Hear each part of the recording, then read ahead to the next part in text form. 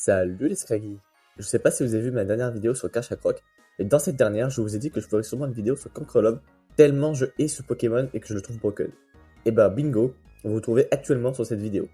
Alors je préviens tout de suite, je ne vais que donner mon avis personnel, et tout ce que je dis ne doit pas être pris comme une vérité générale. Je suis ni champion Pokémon, ni gourou d'une secte avec une autorité sans limite sur son public. Ou peut-être bien que si en fait. Je tiens aussi à vous dire que je vais simplement vous donner les raisons pour lesquelles je veux que ce Pokémon soit banni. Je ne vais pas non plus vous faire une fiche stratégique entière sur Cancrelove. Alors tout d'abord, commençons par regarder les usages de Cancrelove. On voit qu'il se place en 5ème position du classement Overuse, avec presque 22% d'usage, ce qui veut dire que 22% des équipes comportent un Cancrelove. Sachant que dans ces stats sont aussi compris les newbies à 1000 de ladder qui jouent leur Pokémon préféré. Et vous allez me dire, oui mais il est que 5ème, ça doit pas être si terrible que ça, non? Eh bien détrompez-vous. Il y a 4 Pokémon qui sont devant lui. On retrouve Predastéry et Mélodelph, deux Pokémon défensifs très solides, mais qui ne posent pas de réels problèmes puisqu'il existe de nombreux contres à ces derniers. C'est juste qu'ils s'adaptent très bien à la plupart des équipes.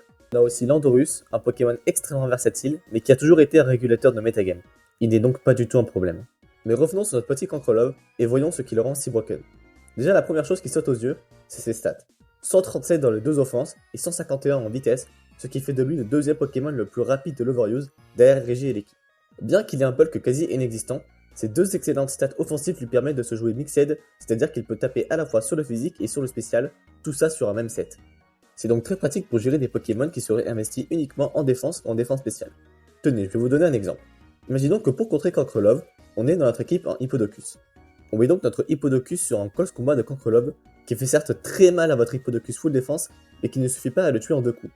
Eh bien pas de problème, Cancrelove a réponse à tout, et va vous atomiser avec son laser glace qui tape sur le spécial et qui va évidemment vous finir. Et quand je dis que Cancrelove a réponse à tout, ce n'est absolument pas une blague. Je vais vous citer toutes les attaques utilisables de son move pool, vous allez voir c'est plutôt marrant. Donc on a Bourdon, demi-tour, close combat, exploit tunnel, laser glace, triple accès, direct toxique, tour rapide et papillodance. Ouf, c'est fini. Et donc grâce à ce move pool, selon son set, Pheromosa peut toucher absolument tous les Pokémon de l'Overuse. Et quand je dis que Pheromosa peut toucher tous les Pokémon de l'Overuse, je veux dire qu'il est capable de tous ces 2 HKO, c'est-à-dire les tuer en seulement 2 coups. Grâce à cette capacité, aucun Pokémon ne peut venir sur le switch s'il y a un Pheromosa en face. Mais parlons maintenant un peu de ses types, insectes et combat.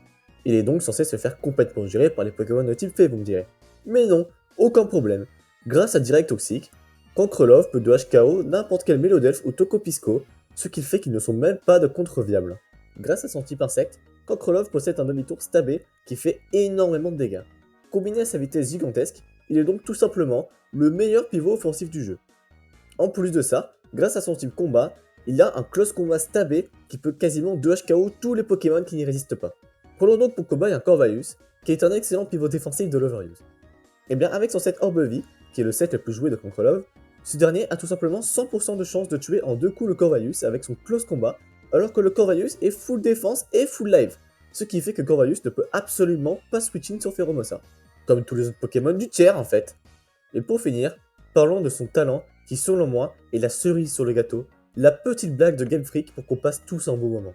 Il permet d'augmenter la stat la plus élevée de Cancrelove après un kill, donc la plupart du temps la vitesse. Ce qui fait qu'après ce kill, il est impossible de le revanche-kill avec votre Scarf, car il sera de toute manière plus rapide que vous puisqu'il vient d'obtenir un boost en vitesse.